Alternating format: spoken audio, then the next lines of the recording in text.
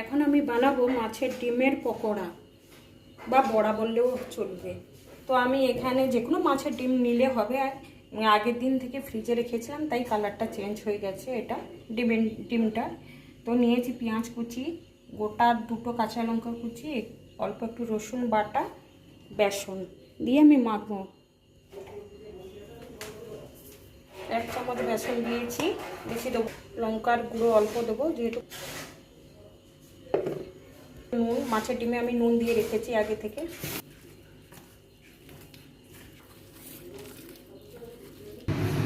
কড়াই বসিয়ে দিয়েছি, তেলটাও গরম হয়ে গেছে। এবার আমি তেলের মধ্যে দিয়ে দিচ্ছি বড়া।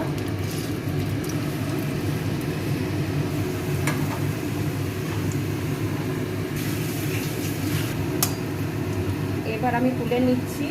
এটা কিন্তু পান্তা ভাত বা গরম গরম ডাল নিরামিষ ভাতে খেতে খুব ভালো লাগে। তো আমরা এখন পান্তা ভাতের সঙ্গে খাবো এটা। এটা বানানো খুবই সোজা। হাতের কাছে মাছের ডিম, 1-2টো পেঁয়াজ থাকলেই বানানো যায়। অল্প